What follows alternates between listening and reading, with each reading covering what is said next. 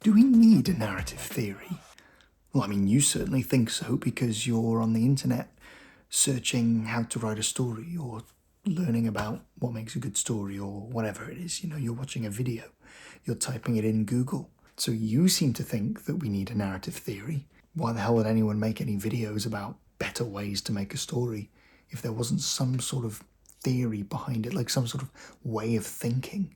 A theory about what a story is, how it's made. Why am I so interested in a theory? I don't like being technical. I don't particularly care for the theory. I just want to be creative. So why the hell do I spend so much time trying to learn the narrative theory, trying to go back in history to learn what the hell people came up with? Why the hell am I so interested? Why can't we just be creative? Why do we need a theory? So a narrative theory, what does that mean? I mean, the very first thing is the definition of a narrative. One of the reasons I think that the current narrative theory has not been underdeveloped but overdeveloped is because there are actually different definitions for the word narrative and story in narratology versus the definition that we use in common day versus the etymology of the word, what it originally meant. And it's messy.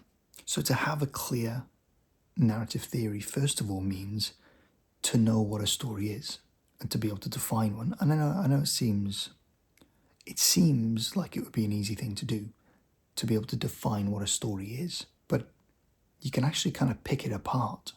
Is a story the book? Or is it the experience that you get from the book? Like imagining it in your own mind. Is the story the film itself? And if it is, if you remember that film from start to end, is it a new story? Or is it the same story? But it can't be the same story because you're imagining it and your memory isn't exact.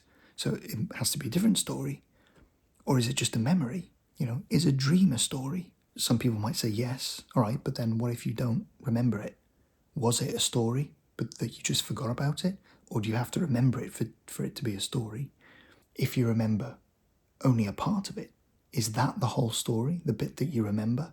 Or is the whole story the entire dream of which you have no recollection of even dreaming? Which is the story? Is it the thing that you experience?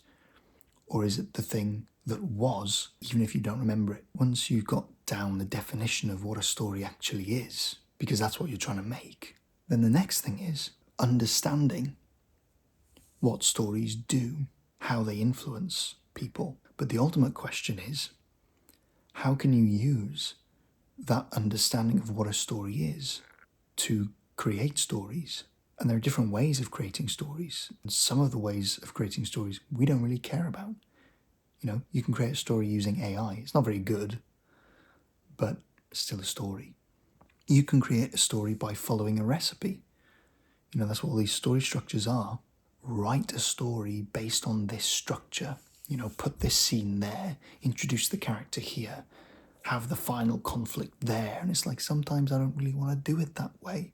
That's one way of making a story. It's very useful for the professional industry because they need recipes to create stories. I mean, stories are their products, right? It's good to get an artist involved, but at the end of the day, they need recipes. Like a chef needs a recipe to create meals. The most enjoyable way to create stories is when you do it from your own inspiration, when you're inspired to create a story and it comes from inside. You're not being told how to create a story by following a structure. You just have that creative inspiration. The reason why I'm so interested in clearing up a narrative theory and developing it is because I want to create tools that can help people be creative. I want to find ways of bringing inspiration to people. I want tools that I can get out and help me think in ways that inspire me to come up with stories. The more that the narrative theory is developed and cleaned up and understood, the more likely it is to create successful and useful tools for people who just want to be creative, like a deck of cards, for example. So that is what a narrative theory is, and that's why I'm so interested in cleaning it up and understanding it. I'm Joe Webb, the storyteller, See you next time.